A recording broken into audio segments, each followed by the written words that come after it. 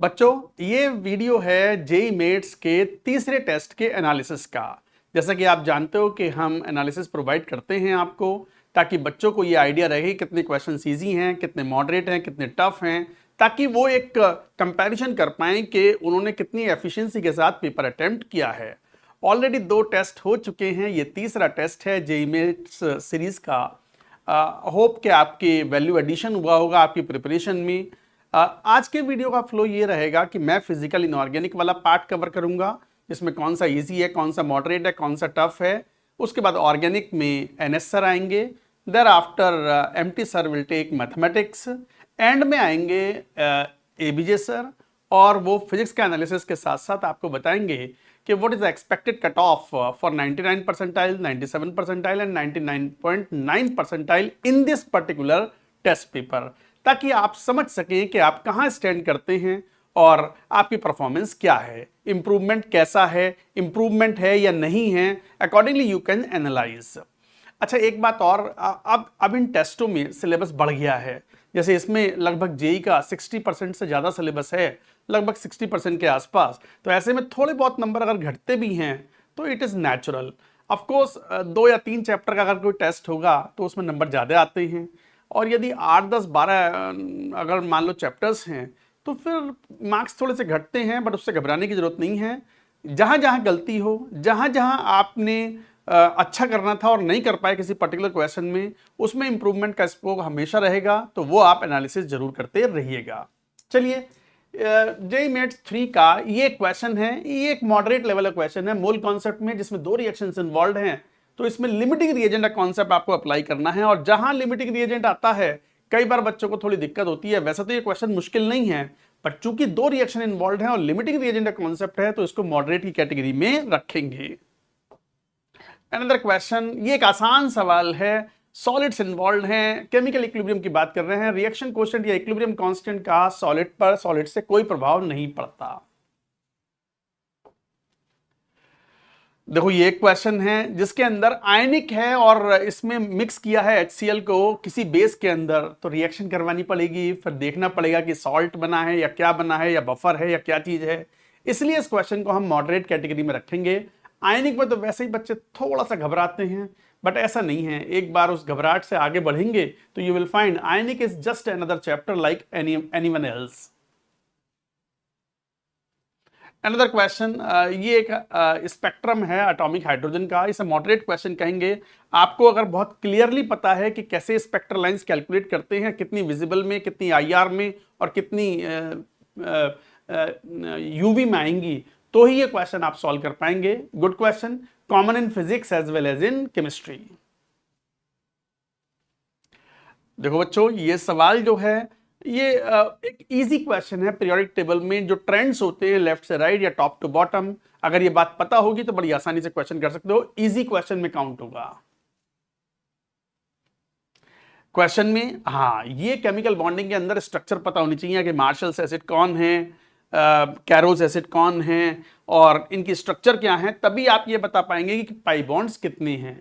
इनके ऊपर क्वेश्चंस खूब जेईई मेन पूछता रहा है। IUPAC नेम पूछ रहे हैं किसी कोऑर्डिनेशन कंपाउंड का, इजी क्वेश्चन है। अगेन निकल के ये तीनों कॉम्प्लेक्स बड़े फेमस होते हैं, और ये जेईई मेन में पहले पूछ भी चुके हैं सवाल को।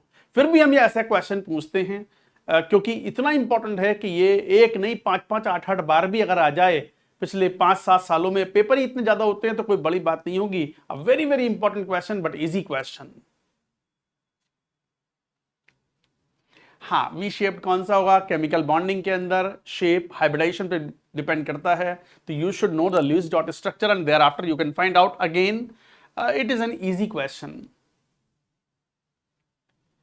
फॉस्फेट आयन में फॉर्मल चार्ज क्या होगा ईच ऑक्सीजन पर, बॉन्ड ऑर्डर क्या होगा, स्ट्रक्चर बनी पड़ेगी, तो इसे मॉडरेट ही कैटेगरी में डाल सकते हैं, क्योंकि आपको एक एवरेज चार्ज देखना पड़ेगा based on the degenerate resonating structures.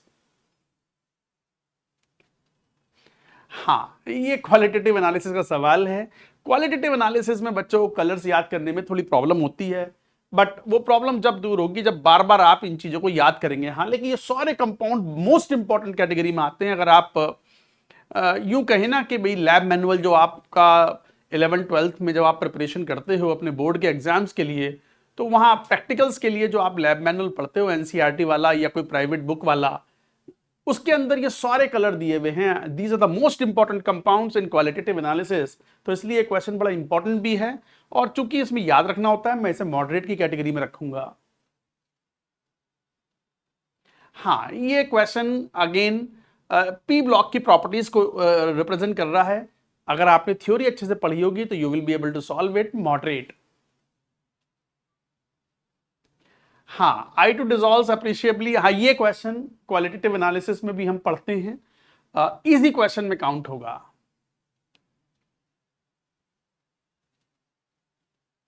हाँ, इलेक्ट्रोकेमिस्ट्री का सवाल, फॉर्मूला बेस्ड क्वेश्चन है, इजी क्वेश्चन।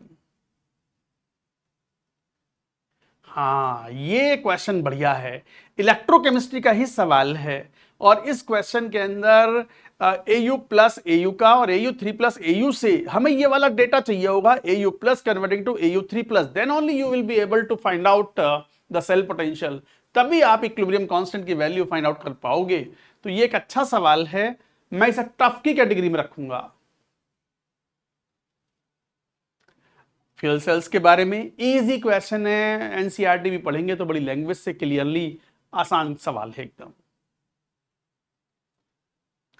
हाँ, फ्लेम टेस्ट, क्वालिटेटिव एनालिसिस के अंदर ये फ्लेम टेस्ट पढ़ने होते हैं। अगेन अगर ये याद रहेगा तो you should be able to solve.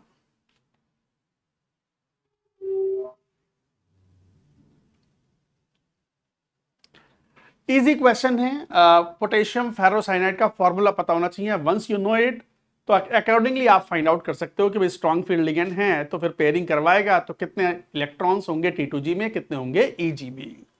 तो बच्चों ये था analysis from physical inorganic point of view.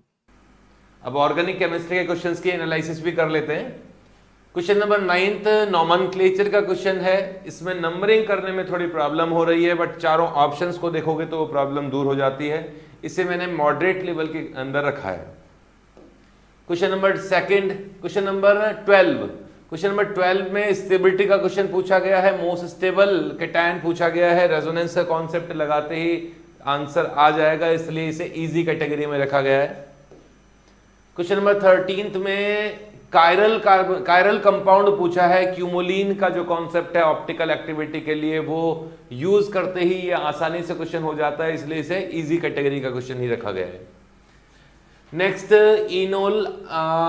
Enolic form की स्टेबिलिटी के बारे में पूछा गया है। एक्टिव मिथाइलिन ग्रुप का इनोलेट आयन कौन सा स्टेबल है। अगर आपने थ्योरी पढ़ी है तो ये एग्जाम्पल भी आपने लिया होगा, पढ़ा होगा, इसलिए ये आसान कैटेगरी का क्वेश्चन है, थ्योरी से उठाया हुआ क्वेश्चन है। स्टेटमेंट दिए हुए हैं, हालांकि सारे के सारे स्टेटमेंट अपने आप में डिफरेंट टाइप के हैं, इसलिए थोड़ा लेंथी टाइप का क्वेश्चन मान सकता हूं, इसलिए मैंने मॉडरेट कैटेगरी के क्वेश्चन में डाला है। एक स्टेटमेंट जो है उसमें थोड़ा सा आपको दिमाग लगाना पड़ेगा, वरना तो ज़्यादातर स्टेटमेंट देखते ही कॉन्सेप्ट दिमाग में आ जाता है, तो ये मॉडरेट लेवल में रखा है मैंने। Next question number 22 tough category का क्वेश्चन है। नंबर ऑफ ज्योमेट्रिकल आइसोमर पूछे हैं। इस जैसा क्वेश्चन अगर आप किया हुआ है तो ही इस क्वेश्चन को उठा के कर सकते हैं, वरना तो इसमें गलती ही होगी, इसलिए टफ क्वेश्चन है। नेक्स्ट क्वेश्चन नंबर 23 में टोटल नंबर ऑफ आइसोमर्स पूछे हैं। आइसोमर्स में अगर ऐसे क्वेश्चन 5-10 क्वेश्चन किए हुए हैं तो ये क्वेश्चन आसान हो जाता है, थोड़ा टाइम जरूर लगता है, लेकिन इसे मैंने टेस्ट। हेलो बच्चों, जेईई मेंस 3 के एनालिसिस की तरफ चलते हैं एंड टफनेस एनालिसिस करते हैं, प्लस राउंड 1 राउंड 2। तो जो फर्स्ट क्वेश्चन है हमारा वो मीडियम था, और ये राउंड 1 और राउंड 2 इसलिए लिखा है कि अगर ये आप क्वेश्चन पहली बार देख रहे हो और आपको सोचना पड़ रहा है तो डेफिनेटली राउंड 2। बट जैसे मॉड प्लस मॉड का जो ग्राफ है वो सिंपली उन पॉइंट्स को मतलब उन पॉइंट को प्लॉट करके सीधा ग्राफ बना सकते हैं, इवन ग्राफ बनाने की जरूरत भी नहीं, मेंटली कर सकते हैं। तो अगर ये एक्सपोजर पहले से है तो फिर ये इजी की कैटेगरी में आ जाएगा और राउंड 1 में होना चाहिए। अदरवाइज अगर मेरे को सोचना पड़ रहा है कि ये क्या बोल रहा है, कैसे ग्राफ बनेगा, तो definitely round 2। Next question is tough and round 2। Calculation wise. Third question is medium and round one, क्योंकि ये काफ़ी सर्किल का क्वेश्चन है, स्मॉलेस्ट एंड लार्जेस्ट सर्किल, थोड़ा सा भी डायग्राम बनाएंगे तो उसी से मेरे को समझ में आएगा कैसे होना चाहिए। तो मीडियम तो मैंने ऐसे ही कर दिया, थोड़ा सा कैलकुलेशन होगा, अदरवाइज राउंड वन में ही होना चाहिए। Next question is again sine inverse greatest integer of this plus greatest integer of this. This is moderate question. Round one and round two इस बात पर डिपेंड करता है कि अगर मेरे को ये क्लिक कर जाए कि यहाँ पे प्लस हाफ करके -1 बाहर निकाल सकता हूँ, तो फिर कैलकुलेशन भी काफ़ी रिलेटिवली इजी हो जाएगी। बट अगर मेरे को बहुत सोचना पड़ रहा है तो definitely round two. Then next question is tough और राउंड टू में जाना चाहिए, मैट्रिक्स से रिलेटेड क्वेश्चन है। Next question is medium and round one and round two इस बात पर डिपेंड करता है कि अगर ऐसा क्वेश्चन कर रखा है जिसमें A square B square C square A B B C C A ये 6 क्वांटिटी इन्वॉल्व हैं, तो ऑफकोर्स जो मैक्सिमम क्वेश्चन है उसमें सिग्मा ए स्क्वायर बराबर सिग्मा ए बी वाली चीज लगती है। तो अगर मेरे को वो क्लिक कर जाए, मैंने पहले से एक्सपोजर है, तो राउंड वन में करना चाहिए, then it will come to the category of easy question. But अगर एक्सपोजर बिल्कुल नहीं है, मेरे को देखना पड़ेगा इनको कैसे बिठाएं, तो ये शायद क्वेश्चन होगा भी नहीं अगर मेरे को ये पहले से नहीं पता है, and it will go to round two. Next question is easy और ये डेफिनेटली राउंड वन में करने लायक है। उससे next question is again easy and round one में हो जाएगा, स्ट्रेट फॉरवर्ड क्वेश्चन है। नेक्स्ट क्वेश्चन इज टफ और ये कैलकुलेशन की वजह से टफ है, थ्योरी की वजह से कोई टफ नहीं है। अगर मेरे को इन्वर्स का थोड़ा सा भी एक्सपोजर है तो हम इसको इजीली कैलकुलेट कर सकते हैं, बट पहले ये कैलकुलेट करना, फिर इधर जाना इधर जाना इधर जाना, तो हो सकता है राउंड वन में हम इसको अवॉइड करें। राउंड टू में डेफिनेटली करने वाला क्वेश्चन है, टफ मैंने बोला है कैलकुलेशन की वजह से, बट ये मॉडरेट टाइप क्वेश्चन है, राउंड टू में जरूर होना ही चाहिए। फिर नेक्स्ट क्वेश्चन पे आते हैं, इसमें भी राउंड वन या राउंड टू होना चाहिए। मीडियम मैंने बोला है क्योंकि कुछ बच्चों को ये पहले से ही याद होगा कि ये लीनियर फंक्शन है, अगर वो वाली चीज़ याद है तो फिर ये बहुत इजी क्वेश्चन हो जाएगा उनके लिए। राउंड वन में विद इन 1.5 मिनट वो कर सकते हैं। अगर हमें पहली बार सोचना पड़ रहा है कि ये तो फंक्शनल इक्वेशन का क्वेश्चन है, इसको कैसे करेंगे, डिफरेंशिएट करेंगे, तो फिर ये डेफिनेटली राउंड टू में जाएगा। Next question is tough question, इसको लेके इक्वलेंस रिलेशन है, तो रिलेशन लिखने में ही हमें टाइम लगेगा, तो definitely it should go to round two, but doable है।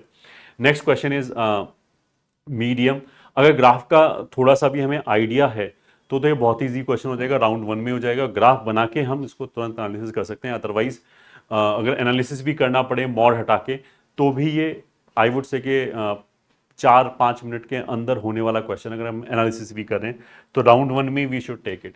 Next question is common chord का क्वेश्चन है, मीडियम है। लैंग्वेज थोड़ी सी कंफ्यूजिंग हो सकती है कुछ बच्चों को, और हो सकता है कि जब पहली बार में पहले राउंड में जब हमारा मेन एम होता है कि स्कोरिंग क्वेश्चन पे ही टाइम देना है, वहीं रुकना है, तो उस टाइम पे लैंग्वेज की वजह से हो सकता है कि हम छोड़ के आगे बढ़ जाएं राउंड टू में, बट डेफिनेटली डूएबल क्वेश्चन है। इस बार का जो पेपर है वो रिलेटिवली मैथमेटिक्स का टफ आया, बट फिजिक्स का ईजी आया। तो this is one of the variety जहाँ पे जैसे कुछ बच्चे ये लेके चलते हैं मेरे को मैथ में इतना स्कोर करना है, केमिस्ट्री में इतना करना है, फिजिक्स में इतना करना है, ये उन बच्चों की आंखें खोलने के लिए ये वाला पेपर दिया गया है कि हम कुछ भी ऐसे फिक्स लेके नहीं चल सकते कि इसमें इतने मार्क्स लाने। वो तो जो पेपर में एक पेपर का रिलेटिव टफनेस लेवल हो गया, फिर relative toughness level among subjects हो गया, वो सारा चीज़ पिक्चर में आता है, तो उसी को हमें ऑप्टिमाइज करना होता है। तो इसलिए हमने ये वाला पेपर मैथमेटिक्स में रिलेटिवली टफ डिज़ाइन किया है। अच्छा, ये कैलकुलेशन की वजह से आई विल से के टफ हो गया एंड राउंड टू में जाएगा। Next is again easy question, round one में इन तीनों से एक सर्किल पास हो जाएगा आराम से, और फिर उसमें ये वाला पॉइंट रख के एक ही तुरंत वैल्यू आ जाएगी, और कुछ है नहीं इसमें। This is again easy question and round one में जाना चाहिए। ग्रेटेस्ट इंटीजर ऑफ फंक्शन का मतलब सिंपल सा एनालिसिस है, कोई खास कॉम्प्लिकेटेड नहीं। नेक्स्ट क्वेश्चन है, ये कैलकुलेशन की वजह से टफनेस में जाएगा एंड राउंड टू के अंदर, बट अगेन डूएबल है। ये वाला जो क्वेश्चन है वो अगेन इजी क्वेश्चन है, जो वो बोल रहा है हर जगह ए बी बी ए की बात चल रही है, तो A B B A of course निकालेंगे, 2/2 का है, तुरंत निकल आएगा, कैलकुलेशन भी ज़्यादा नहीं होगा, तो जब हम वो निकालेंगे में तुरंत आंसर चमक जाएगा। तो it is easy and round one में जाना चाहिए। तो मतलब क्वेश्चन को पढ़ते समय क्वेश्चन की लैंग्वेज तो डेफिनेटली एक फैक्टर होता है हमें बताने के लिए कि मेरे को रुकना चाहिए इस क्वेश्चन पे या नहीं। जो ऑप्शंस हैं उनकी लैंग्वेज भी हमें पता लगता है, क्योंकि अगर मैं केवल क्वेश्चन पढ़ के मैं सोचना चालू कर दूं कि इसको सॉल्व कैसे करना है विदाउट ये देखे हुए कि ऑप्शन में क्या पूछ रहा है, ऑप्शन में 4 ऑप्शन में ए बी बी ए की बात चली है, तो ऑब्वियस ही बात है कि मैं ए बी और बी ए को कैलकुलेट करूंगा, तो ऑप्शन ही मेरे को बताएगा कि सोल्यूशन को कैसे आगे प्रोसीड करना है। तो that is also an important part mains वाले क्वेश्चंस में। ये वाला क्वेश्चन टफ है and of course round two में जाएगा, बट अगेन डूएबल है, मतलब टाइम अवेलेबल है तो करना पड़ेगा। ये वाला क्वेश्चन टफ है और ये राउंड 2 में जाएगा। ये क्वेश्चन हम ऐसा बोल सकते हैं कि इतना सारा लैंग्वेज लिखा हुआ है तो हो सकता है कि ये वन ऑफ दोज क्वेश्चन है जो हमें छोड़ना है। ये ठीक है, इसकी में जब बिल्कुल पेपर में डेडलॉक आ जाए, मेरे से क्वेश्चन होने ही बंद हो जाए तीनों सब्जेक्ट में, तब हमें ऐसा क्वेश्चन उठा के उसको एनालिसिस करने की कोशिश करनी चाहिए। तो ये शायद छोड़ने वाले क्वेश्चनों में से एक है। ये वाला जो क्वेश्चन है वो मीडियम क्वेश्चन है, राउंड 1 और राउंड 2 इसलिए कि 8 मतलब अगर मेरे को ये चीज़ चमक जाए कि A2 का square minus D square A2 minus D and A2 plus D होगा, ये ठीक है, तो A2 minus D basically A1 हो जाएगा और ये A3 हो जाएगा। अगर ये मेरे को क्वेश्चन पढ़ते समय ही चमक जाए तो राउंड 1 हो गया, बट अगर मेरे को मैनिपुलेशन सोचना पड़े तो फिर राउंड 2 में है। बट डेफिनेटली डूएबल क्वेश्चन है, मतलब राउंड 2 में बिकॉज मैथमेटिक्स रिलेटिवली टफ है तो हमारा राउंड 1 जल्दी खत्म हो जाएगा, तो राउंड 2 में डूएबल क्वेश्चन है, मस्ट डू क्वेश्चन है। उसका next question is pretty easy, round 1 में ही होना चाहिए। जब उसने बोला कि इन सब का this equation non trivial solution है, तो सीधा सा डेल्टा बराबर 0 है, अपने आप ए और बी में रिलेशन आ जाएगा, वहां से एनालिसिस करके थोड़ा सा पीएनसी लगेगा, आंसर आ जाएगा, मतलब काउंटिंग लगेगा, पीएनसी भी नहीं है। ये क्वेश्चन टफ क्वेश्चन है and may be this is one of the question, इतने भारी भरकम एक्सप्रेशन देख देख के अगर खाली टाइम है लास्ट में तो ठीक है, we can go for it, otherwise शायद ये भी हम छोड़ना ही प्रेफर करें। Next question is cosec theta minus sine theta and this cosec theta की पावर 2022। तो ये क्वेश्चन काफ़ी बुक्स में तुम्हें मिल जाएगा, किसी में m लिखा होगा पावर में, किसी में कुछ लिखा, अगर वो एक्सपोजर है then you will have a faint idea कि आगे कैसे बढ़ना है, तो इसको हम क्वेश्चन ट्राई कर सकते हैं। अदरवाइज ये वो क्वेश्चन जो हमें छोड़ना है, ठीक है, अटेम्प्ट ही नहीं करना है अगर हमें इसमें सोचना पड़े। Last question is skew symmetric. Skew symmetric में 3/3 ऑर्डर का है, तो बीच में तो 0 0 0 ही आ जाएगा, इसने खुद 3 0 दे रखा है, बाकी जगह बाकी एलिमेंट यूज होगा, तो उसका मतलब क्या है कि इजी क्वेश्चन है, आराम से कैलकुलेट हो जाएगा अगर किसी को थोड़ी सी बेसिक नॉलेज पीएनसी की है। तो I hope you are giving जितने भी जेई मेट्स के पेपर है with best of your capabilities and with revision, और जो बाद में एनालिसिस है जो आपको ऐप के ऊपर एनालिसिस दिया जा रहा है वो भी आप प्रॉपरली देख रहे हो, क्योंकि यही जो छोटा छोटा सा लीकेज होता है हमारे मार्क्स पर, उसको मैंने रोक लिया। एक तो ठीक है मैंने ज़्यादा नॉलेज गेन किया तो I will be able to solve more number of problem, but उससे मतलब ठीक है एक लेवल तक पहुंचने के बाद फिर क्या होगा कि नॉलेज की वजह से जो मार्क्स में बढ़ोतरी होगी वो बहुत स्लो होगी, बट जो लीकेज रोकने की वजह से जो मेरे मार्क्स कट रहे हैं वो जो प्लस ऐड होगा तो उसमें काफ़ी ह्यूज एंड सब्सटेंशियल जंप आ सकता है। तो इसलिए हर टेस्ट को हमें मतलब जैसे बोलते हैं D-Day वाला टेस्ट लेना चाहिए और उसका प्रॉपर एनालिसिस करनी चाहिए, जो ऐप पे एनालिसिस दे रखे वो भी हमें प्रॉपरली देखनी चाहिए, उससे बहुत सारी इंसाइट तुम्हें मिलेगी, बिकॉज पेपर देते समय तुम्हारे दिमाग में क्या चला था ये तुम्ही को पता है। तो तुरंत हमें पेपर खत्म होने के बाद इस एनालिसिस को देखने के बाद वो हमें जरूर एनालिसिस करनी चाहिए, 1-1.5 घंटा उसमें कोई वेस्ट नहीं होगा, ये एक बहुत अच्छी इन्वेस्टमेंट है। तो I hope you will be giving your best, और कोई भी अगर मान लिया डाउट पूछना है तो आप कमेंट सेक्शन में पूछ सकते हैं। All the best. Hello everyone, physics का जेई मेट्स का जो थर्ड पेपर है ये रिलेटिवली मुझे ऐसा लगता है कि थोड़ा सा इजियर साइड का था, और ऐसा कह सकते हैं कि जिस तरह से जेई मेन पिछले 5-6 साल के अंदर थोड़े से आसान सवाल पूछता है, आसान पेपर पूछता है, तो ये काफ़ी हद तक वैसा सा ही था। हमने इस बार इस बात को थोड़ा सा इंश्योर किया कि मैथमेटिक्स थोड़ा सा ज़्यादा टफ रहे और फिजिक्स थोड़ा सा ज़्यादा आसान रहे। अगर मान लो कि फिजिक्स भी थोड़ा टफ करता तो पेपर करना और मुश्किल हो जाता है ऑफकोर्स, है ना। सो वी ट्राइड कि है ना ये वाला कॉम्बिनेशन हम इस बार टेस्ट करें, ठीक है। तो physics was of course on the easier side. Topics की संख्या बड़ा बढ़ गई, 13 चैप्टर थे, तो हो सकता है कि बच्चों को उस कारण से मुश्किल लगा हो, है ना, कि भाई रिविजन नहीं कर रखा हो, सिंपल फॉर्मूला नहीं लगा पा रहा हो, तो अलग बात है। वैसे अगर सवाल अगर देखोगे तो दे आर वेरी, है ना, मतलब इजियर साइड के सवाल, बिल्कुल जेई मेन जिस तरह के सवाल पूछते हैं बिल्कुल वैसे सही सवाल, ठीक है। सबसे पहला सवाल बेटा मैं कहूंगा कि ना राउंड 1 का ही सवाल है ना, मतलब पहले राउंड के अंदर ये सवाल कंप्लीट होना चाहिए, इस रिविजिट करने वाला सवाल नहीं है। राउंड 1 के अंदर सवाल देखते ही flux equals to charge inside upon epsilon not से खड़ाक से सवाल बनना चाहिए। दूसरा वाला सवाल बेटा, एक्सटर्नल एजेंट का work done is equals to charge multiplied by final potential minus initial potential. सवाल पढ़ते ही क्लिक कर जाता है कि क्या आंसर आएगा, सवाल पढ़ते ही क्लिक कर जाएगा, इसलिए अगेन राउंड 1 में ही ये वाला सवाल बनना चाहिए, वापस से रिविजिट करने की ऐसी कोई खास आवश्यकता नहीं है। तीसरा वाला सवाल थोड़ा सा मैं ऐसा मान सकता हूं कि कई बच्चों को बड़ा ठीक है टफ लग सकता है, खास तौर से बड़ा उन बच्चों को जिनको थोड़ा सा बेसिक्स कमजोर हो। अदरवाइज बिल्कुल क्लास के जो एग्जांपल्स होते हैं और जिस तरह से जीमेन के जो पीआईक्यूज होते हैं काफी हद तक वैसा इंस्पायर्ड सवाल था, कुछ भी नई बात नहीं थी, बिल्कुल राउंड 1 के अंदर बिल्कुल फॉर्मूला बेस्ड तो नहीं है, कॉन्सेप्ट बेस्ड है, कॉन्सेप्ट लगाते ही टोटल मेक एनर्जी कंजर्वेशन की इक्वेशन लिखते हैं, फटाक से आंसर आ जाएगा। अगेन बेटा है ना, सिर्फ और सिर्फ उसी बच्चे को यह सवाल मुश्किल लग सकता है जिसको लैंग्वेज पढ़ने से दिक्कत हो, अदरवाइज सवाल में कुछ भी नहीं है। Displacement of centre of mass equals to पहला मास इनटू उसका डिस्प्लेसमेंट, दूसरा मास इनटू उसका डिस्प्लेसमेंट अपॉन टोटल मास। किसी किस बच्चे को लैंग्वेज पढ़ने से इश्यू तो बड़ा वो वाला बच्चा सवाल गलत कर आएगा। अदरवाइज राउंड 1 के अंदर देखते ही बनने वाला सवाल है, कैलकुलेशन भी आसान। ये वाला सवाल हो सकता है बड़ा किसी किसी बच्चे को टफ लगाओ, है ना। मैं फिर भी ऐसा कह सकता हूं कि सवाल पढ़ते ही अगर आपको क्लिक ना करे तो राउंड 2 में चले जाओ, अदरवाइज राउंड 1 का ही सवाल है, ठीक है। तो मैंने इसको राउंड 2 इसलिए लिख दिया क्योंकि पिछले वाले सारे सवाल सटासट बन रहे थे। तो जब सवाल सटासट बन रहे हो तो अचानक से थोड़ा सा अगर मान लो कि किसी सवाल में बेसिक से अगर सोचना पड़े तो बच्चा सोचता है कि चलो बाद में करूंगा, तो उस केस में इसको आप बाद में रिविजिट करके निपटा सकते हो। सवाल थोड़ा सा फॉर्मूला बेस्ड नहीं है, सवाल थोड़ा सा कॉन्सेप्ट बेस्ड है, थोड़ा सा सोचना पड़ेगा। अगेन बिल्कुल just formula based application, round 1 के अंदर सवाल बनना चाहिए एंड विद इन 40-50 सेकंड सवाल बनना चाहिए।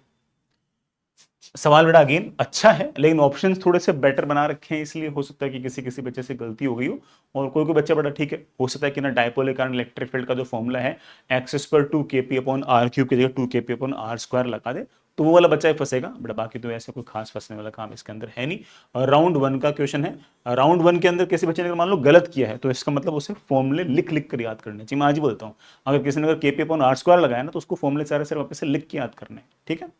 और अगर kp/2kp/r³ लगाया तो कोई दिक्कत नहीं, फिर तो सही सब मामला ना। अगेन बेटा बिल्कुल राउंड 1 में बनने वाला सवाल, और कोई ऐसे बेटा ठीक है, ऑप्शन देख के भी कोई बच्चा से निपटा सकता था, कोई भाग खास बड़ा काम इसमें नहीं था। थोड़ा सा ठीक है, अच्छा सवाल, लेकिन थ्योरी बेस्ड सवाल है ना, मोस्टली चीजें बड़ा याद ही रहती है, बस सवाल में थोड़ा सा टाइम लग सकता है, ठीक है, क्योंकि 4 अलग अलग सवाल पूछ रखे हैं ना, एक तरह से more than one correct type question हो गया, उसको एससीक्यू के अंदर कन्वर्ट कर रखा है, ठीक है। तो थोड़ा सा सवाल पढ़ने में करने में समय लग सकता है, लेकिन ठीक है। बड़ा आपके जितने पिछले वाले सवाल थे वो सारे सारे सवाल ही 1 मिनट 1.5 मिनट में होने वाले सवाल थे, तो इस पर सवाल को अगर कोई बच्चा अगर आराम से इत्मीनान से सारे सारे केस बना के देखता है कि ऑब्जेक्ट कहाँ इमेज कहाँ, तो उसे सारे सारे थ्योरी याद आ जाएगी, और ये सवाल बड़े आराम से राउंड 1 के अंदर निपट सकता है, और इस तरह के सवाल को टाइम दे सकते हो। ये सवाल थोड़ा सा more than one correct type question है, क्योंकि एक से ज्यादा ऑप्शन 1 2 3 4 में से सही हो सकते हैं, ठीक है, तो टाइम लगेगा, बट इसका आंसर राउंड 1 में ही आना चाहिए। बड़ा बिल्कुल ऑफ कोर्स बड़ा टफ सवाल, और सवाल को देखते ही आइडिया लग जाना चाहिए कि भाई मेरे को करना नहीं करना। जैसे उसने ऐसा बोल दिया कि नीचे वाले सरफेस जो है वो रफ है, और जिस टाइम बॉल टक्कर करेगी उस टाइम पर नॉर्मल फोर्स इंपल्सिव होगा, तो फ्रिक्शनल फोर्स भी ऑफ कोर्स इंपल्सिव होगा, और फ्रिक्शनल फोर्स अगर इंपल्सिव होगा तो लाइन ऑफ इंपैक्ट के परपेंडिकुलर डायरेक्शन का वेलोसिटी टक्कर से पहले और टक्कर के बाद सेम नहीं रहेगी। ये वाली बात म्यू इज इक्वल्स टू 0.5 देखते ही समझ में आना चाहिए, और देखते अगर समझ में आ गया तो आपको अगर क्लिक करे कि हाँ मैं कर सकता हूं तो बड़ा फिर करना चाहिए, लेकिन तब भी राउंड 2 में करना चाहिए, तब भी ये वाला सवाल राउंड 2 का नहीं है। मतलब क्लिक करके क्या करना है उसके बावजूद ये वाला सवाल राउंड 2 का है। अगर क्लिक नहीं किया है ना, तो उस केस में बच्चा कोई ना कोई गलती कर देगा। वो क्या करेगा कि टक्कर से पहले और टक्कर के बाद इस तरफ वेलोसिटी सेम कर देगा, और ऑफ कोर्स बड़ा एक ऑप्शन बना भी इस तरह से रखा है कि उस वाले बच्चे का आंसर जो होगा ऑप्शन में उसको मिल भी जाएगा। तो किसी बच्चे ने अगर देख लिया कि हाँ सवाल के अंदर सरफेस रफ है, वो खड़ाक समझ जाएगा कि राउंड 2 का सवाल है, राउंड 1 में मुझे वाला सवाल नहीं करना, और राउंड 2 में भी बनेगा नहीं बनेगा कोई ऐसे गारंटी नहीं है ना। अगेन बेटा आसान सवाल, अब ठीक है बेटा राउंड 1 का सवाल है। अब कोई बच्चा इतना बेवकूफ हो कि मेटल के कारण इलेक्ट्रिक फील्ड σ/2 लिख दो तो अलग बात है, अदरवाइज बड़ा सवाल में से कोई खास बात ऐसी थी नहीं। नेक्स्ट इज अच्छा सवाल बेटा, ठीक है थोड़ा सा टाइम लगेगा, और सवाल को पढ़ते पढ़ते इस बात का आइडिया देता है कि हाँ थोड़ी कैलकुलेशन है। सवाल की लैंग्वेज पढ़ते पढ़ते पता लग जाता है कि हाँ यार थोड़ी ही सवाल की लैंग्वेज है और मुझे थोड़ा सा टाइम लग सकता है। तो ऐसे केस में कहूंगा कि ना पेपर में इतने आसान सवाल है कि इस वाले सवाल को बाद में कर सकते हो। हालांकि पेपर टफ होता और ये वाला सवाल अगर बीच में आता तब मैं कहता कि यार राउंड 1 का सवाल है, लेकिन पेपर में बाकी सवाल इतने ज्यादा आसान है कि उस केस में लगता है कि हाँ यार ठीक है, लगता है कि आगे भी आसान सवाल होंगे, मैं एक काम करता हूँ आगे वाले सवालों को और देख के आता हूँ, उसे बाद में करूँ। तो थोड़ा सा कैलकुलेशन में टाइम लग सकता है, तो बाद में कर सकते हो। अगेन बेटा इजी सवाल, सिंपल बेटा फॉर्मूला बेस्ड सवाल, राउंड 1 का ही सवाल है और एकदम फटाक से बनना चाहिए। बेटा अगेन आसान सवाल, राउंड 1 का सवाल है, लैंग्वेज देखते ही बेटा आपका आंसर आना चाहिए। अच्छा सवाल है, बड़ा ठीक है, लेकिन थोड़ा सा बच्चा अगर फटाक से हल्का सा एप्टीट्यूड लगाएगा, मोमेंटम और काइनेटिक एनर्जी के आपस के जो रिलेशन है कि kinetic energy equals to P square by 2m या फिर p is equal to root of 2m into K, उसको जैसे लगाएगा तो उसको फटाक से क्लिक कर जाएगा कि एग्जैक्टली मुझे करना क्या है। तो मेरे ख्याल से बड़ा बिल्कुल राउंड 1 का सवाल है, और क्लिक कर गया तो सवाल बड़े आराम से विद इन मतलब सवाल पढ़ने के 40 सेकंड बाद सवाल बड़े आराम से बन जाएगा। ठीक है, थोड़ा सा टाइम टेकिंग हो सकता है किसी किसी बच्चे के लिए, खास तौर से इलेक्ट्रिक फील्ड कैविटी वाले केस में किस तरह से निकालते हैं। तो अगर आप मान लो पहले से कंफर्टेबल हो कि हाँ कैविटी वाले केस में इलेक्ट्रिक फील्ड या फिर सेंटर ऑफ मास या मोमेंट ऑफ इनर्शिया निकालना मुझे बड़े पसंद है, तो बड़ा ठीक है, राउंड 1 का सवाल है। अदरवाइज बड़ा ऑफ कोर्स आप थोड़ा सा बाद में भी कर सकते हो, बाद में जब रिविजिट करो ना सारे सवाल निपटा दो तब कर सकते हो। अगेन बेटा मेरे ख्याल से मुझे तो ऐसा लगता है कि बिल्कुल थ्योरी वाली सी बातें हैं, और इसके जो स्टेटमेंट हैं वो तो एक तरह से ऐसे हैं जो आपको पहले से याद हैं। तो राउंड 1 का सवाल है, थोड़ा सा टाइम टेकिंग है, और ऑफ कोर्स बेटा थोड़ा सा है ना कैलकुलेशन करनी पड़ेगी, बट फिर भी है ना सवाल को देखते ही आइडिया पूरा लग जाता है कि मुझे एग्जैक्टली करना क्या है। तो मैं फिर भी कहूंगा कि कैलकुलेशन टफ नहीं है, इसलिए मैं कह रहा हूं कि राउंड 1 का सवाल है। ऑल्दो ऑफ कोर्स बेटा वर्टिकल सर्कुलर मोशन का मिक्स कॉन्सेप्ट तो है ही है, टोटल मैकेनिकल एनर्जी कंजर्वेशन भी है, न्यूटन लॉ ऑफ मोशन भी है, तो समय तो लगेगा। ऐसा नहीं कि बाकी सवालों की तरह ठीक है कोई बच्चा कहता है कि 40 से मैं कर लूंगा, ठीक है ना, 2-3 मिनट के आसपास का टाइम लग सकता है, लेकिन ठीक है इतना टाइम तो आपके पास है ही ना। नेक्स्ट इज बड़ा आसान सवाल। अब कोई बच्चा बड़ा ठीक है कॉन्टैक्ट फोर्स ही ना समझे, कॉन्टैक्ट फोर्स को नॉर्मल फोर्स समझ ले, तो उससे कॉन्सेप्चुअल मिस्टेक हुई है। Otherwise contact force obviously means कि नॉर्मल फोर्स और फ्रिक्शन का रिजल्टेंट है ना, तो बड़ा ऑब्वियस बात है कि नहीं राउंड 1 का सवाल है ना। अगेन बेटा सवाल थोड़ा सा इतना बढ़िया है, इतना आसान है कि सिर्फ और सिर्फ आपको ना ये जो डायग्राम बना रखा है ना, इसी से ही सारा सारा सवाल बड़े आराम से बन जाएगा। जो पुल्ली है उसके पास बड़ा मास है तो थोड़ा सा वो परेशान कर सकता है। तो किसी को सवाल देखते ही ऐसा लगे कि यार है ना पुल्ली के पास मास हो गया, पता नहीं कैसे करूंगा, मेरे को तो बिल्कुल एकदम पल्ले ही नहीं पड़ रहा, तो ठीक है राउंड 2 पे बाद में आके करना चाहिए, बड़ा बाद में रिविजिट करना चाहिए, पहले राउंड में उसकी बात छोड़ सकते हो। हाँ अच्छा सवाल है बेटा, है ना, बढ़िया सवाल है, लेकिन लैंग्वेज भी थोड़ी सी बच्चों को परेशान करने वाली हो सकती है। खास तौर से बेटा ये एल वगैरह जैसे स्टाइल से लिखना है, थोड़ा सा हल्का सा परेशान कर सकते हैं। और ऑफ कोर्स बड़ा मिक्स्ड कॉन्सेप्ट्स भी इसके अंदर थोड़े से हैं। एंगुलर मोमेंटम कंजर्वेशन भी है, फिर उसके बाद रोड कितना एंगल चलेगी, थोड़ा सा उसको रिलेट करने की कोशिश कीजिए। तो इसको अगर आप चाहो तो बाद में भी कर सकते हो, है ना, और किसी बड़ा चमक जाए ठीक तो राउंड 1 में कर दो, अदरवाइज बड़ा ठीक है राउंड 2 में बाद में आ सकते हो। मेरे ख्याल से बेटा ठीक है, मेरे लिए ये वाला सवाल राउंड 1 का है। हालांकि मुझे ऐसा लगता है कि बहुत सारे बच्चों को ये वाला सवाल ने हो सकता है कि परेशान किया हो, बट मुझे ऐसा लगता है कि बिल्कुल राउंड 1 का सवाल है। ऑल्दो मुझे ऐसा लगता है कि ना मैं जैसे राउंड 1 बोलूंगा ना तो कोई बच्चा बोलेगा कि अरे सर ये वाला सवाल तो मेरे से गलत हुआ है, और आप राउंड 1 का बोल रहे हो इसका मतलब बहुत आसान बोल रहे हो। इसलिए क्या मेरे को ना इस बात की बड़े आसानी से फील रहती है कि ना ऑब्जेक्ट कहाँ तो इमेज कहाँ, ऑब्जेक्ट कितनी बड़ी तो इमेज कितनी बड़ी, और ऑब्जेक्ट इतनी बड़ी और इमेज इतनी बड़ी तो वो लेंस से कितनी दूर, वो लेंस से कितनी दूर, इसका मुझे ना थोड़ा आइडिया रहता है। तो मुझे लगता है कि बहुत ही ऑब्वियस कैलकुलेशन है, ठीक है। ऑब्जेक्ट अगर प्रिंसिपल एक्सेस से इमेज के मुकाबले अगर दुगनी दूरी पे है तो ऑब्वियस बात है कि लेंस से ऑब्जेक्ट और इमेज की जो दूरियां वो भी 1:2 के रेशियो में होंगी। ये वाली चीज अगर चमक गई तो बड़ा ठीक है, उस बच्चे के लिए सवाल कुछ है ही नहीं। तो मेरे लिए राउंड 1 का ही सवाल है, ठीक है। और अगर ये चीज मान लो नहीं चमकी तो फिर राउंड 2 में भी टाइम लेगा, राउंड 2 में भी हो सकता है कि सवाल ना बने ना, ऐसा हो सकता है। अगेन बेटा सवाल बिल्कुल आसान है, थोड़ी कैलकुलेशन परेशान कर सकती है, बट ठीक है बेटा सवाल तो राउंड 1 का है, सवाल देखते ही पता लग जाता है कि एग्जैक्टली मेरे को करना क्या है ना। नेक्स्ट इज बेटा अगेन सवाल बिल्कुल आसान है ना, बिल्कुल देखते ही बनने वाला सवाल है, कोई बेटा इसके अंदर खास पंगा है ही नहीं। कोई बच्चा बेटा ठीक है लैंग्वेज पढ़ने में गलती करे तो अलग बात है, बिल्कुल राउंड 1 में बनना चाहिए।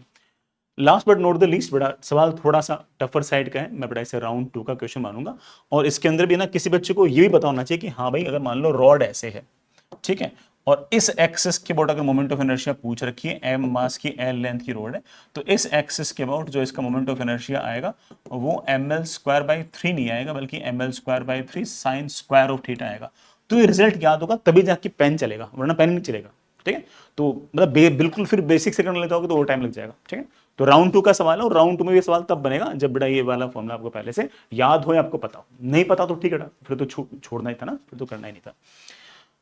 पेपर की अगर बेटा बात करें तो पेपर थोड़ा सा है ना, फिजिक्स का तो मैं ऑब्वियस बात कहूंगा कि बेटा ना ईजियर साइड का था। ईजियर साइड का बेटा ऐसा था कि लास्ट पेपर के अंदर या लास्ट टू लास्ट पेपर के अंदर ना 5-5 सवाल टफ पूछे थे, इस बार सिर्फ उसे 2 सवाल मेरे हिसाब से टफ थे, ठीक है। तो मेरे ख्याल से पेपर फिजिक्स का तो आसान था, लेकिन ओवरऑल अगर देखें तो पेपर का टफनेस लेवल इस कारण से बढ़ गया क्योंकि मैथमेटिक्स थोड़ा सा ज्यादा टफ इस बार पूछ लिया गया था। मेरे को ऐसी फीलिंग है कि किसी बच्चे के अगर मान लो कि आज के दिन इस पेपर के अंदर 180 नंबर या उससे अगर ज्यादा आ रहे हैं तो उसने 99 परसेंटाइल वाला जो क्राइटेरिया है वो आज के दिन वो 99 परसेंटाइल लाने के काबिल है वो बच्चा। एक्चुअल एग्जाम में ऑफ कोर्स बीच में बहुत सारे पैरामीटर्स चेंज होंगे। किसी बच्चे के अगर 140 के अगर ऊपर नंबर है तो बेटा उसने वो 97 वाला क्राइटेरिया वो आज के दिन क्रॉस कर रहा है टी इक्वल टू 0 पे। किसी बच्चे के बेटा अगर पेपर के अंदर अगर 235 नंबर या उससे अगर ज्यादा है तो वो 99.9 वाला जो क्राइटेरिया बड़े आराम से क्रॉस कर सकता है। ऑल्दो मुझे कई बार ऐसा लगता है कि इस पेपर के अंदर कई बच्चे इसलिए भी अच्छा कर लेंगे, मतलब मैं जितना मैंने बोल रखा है ना उससे भी ज्यादा अच्छा इसलिए कर लेंगे क्योंकि ना आजकल बच्चों को आदत पड़ी हुई है कि मैथ्स तो ऐसे लास्ट में करते हैं, तो पेपर का जो टफ वाला पोर्शन था ना वो बिल्कुल लास्ट में था, तो इस कारण से ना उनको इतनी खास परेशानी आती नहीं क्योंकि पेपर का आसान वाला हिस्सा कौन था, फिजिक्स और केमिस्ट्री थी और वो बड़े आराम से उसने निपटा दिया, और जो टफ वाला था उस तब तक वो अच्छे खासे मार्क्स बटोर चुका है। तो ये इस तरह का पैटर्न उसे कहा इतना परेशान कई बार नहीं करता हो, तो कई बार टीचर सोचता है कि यार 180 नंबर बहुत थे, और उस केस में हो सकता है कि 180 नंबर बहुत ना हो और 190 नंबर बहुत होने चाहिए, ऐसा हो सकता है, टोटली क्वाइट पॉसिबल, क्योंकि बच्चा आजकल रेडी रहता है, पहले माइंडसेट रहता है उसका। हम बीच में कभी ना कभी ये भी ट्राई करेंगे कि हम फिजिक्स थोड़ा सा टफ पूछ लें, है ना, अच्छा खासा टफ पूछ लें, तो जिस दिन फिजिक्स टफ पूछेंगे ना उस दिन अचानक से बड़ा फर्क पड़ेगा, समझ रहे ना। मैथ्स टफ पूछ लिया उससे उतना फर्क नहीं पड़ेगा जितना फर्क फिजिक्स से टफ पूछने से फर्क पड़ेगा, क्योंकि बच्चे का माइंडसेट क्या रहता है कि मैं स्टार्टिंग फिजिक्स से करूंगा या स्टार्टिंग है ना केमिस्ट्री से फिर फिजिक्स से करूंगा और मैथ्स सबसे लास्ट में करूंगा, तो मैथ्स अगर मान लो टफ आ भी गया ना तो उसको इतना कोई लॉस नहीं होता। लेकिन जिस दिन फिजिक्स टफ पूछ लिया और फिजिक्स उन्होंने शुरुआत में कर लिया तो उसके फिर हाथ पाँव का अपना स्टार्ट करते हैं, और फिर उस केस के अंदर ना मतलब जो उसके नंबर आने चाहिए ना उसमें अच्छा खासा डिक्रीमेंट आता है। So we will try this permutation combination in some other test कभी ना कभी। मैं ऑफ कोर्स पहले से बता के नहीं चलूंगा कि यार इस वाले टेस्ट में अपना से ट्राई कर रहे हैं ना, तो वो कभी ना कभी करेंगे ट्राई, है ना। पहले से अगर बता दिया बड़ा फिर तो बच्चा पहले केमिस्ट्री करेगा फिर मैथ्स करेगा फिर लास्ट में फिजिक्स कर लेगा, तो फिर फायदा क्या है। तो उस तरह के टेस्ट को कैसे मैनेज करना है वो बड़ा ऑफ कोर्स एक बार आप जूते खा के सीखोगे, ठीक है, तो वो अपन एक बार देख लेंगे। चलिए बेटा लगातार जेई मेट्स के टेस्ट देते रहना, ठीक है, इनके जो सॉल्यूशंस हैं वो लगातार देखते रहना। हम बहुत मेहनत से सारे के सारे test text solutions video solutions बनाते हैं, हम बार बार इनको रीचेक करते हैं, हम चाहते हैं कि इसमें कोई गलती ना जाए, है ना, हम चाहते हैं कि ना जितने भी JEE main permutation combination try कर सकता है, चाहे वो सवालों में, चाहे लैंग्वेज में, चाहे ना टेस्टिंग स्किल्स के अंदर, हम वो सारी की सारी चीज़ें ट्राई करने की कोशिश कर रहे हैं कि आप जब भी जेई का एग्जाम देने जाएं तो आपको ऐसा लगे कि हाँ इस तरह की सिचुएशन से तो मैं पहले गुजर चुका हूँ, अब we are trying our level best. तो मैं कहूँगा कि ना तुम बड़ा सारे टेस्ट प्लीज दिया करो, ठीक है, मैं आपके भले के लिए कर रहा हूँ, ठीक। तो चलो मेरी तरफ से इतना ही था, अगले जेई मेट्स के टेस्ट के बाद वापस से मिलते हैं, और फिर भी कोई बात हो, कोई शंका हो, कोई डाउट हो तो बड़ा कमेंट बॉक्स में लिखना या फिर कॉल या व्हाट्सएप कर लेना, मैं रिप्लाई करूंगा। All the best, bye.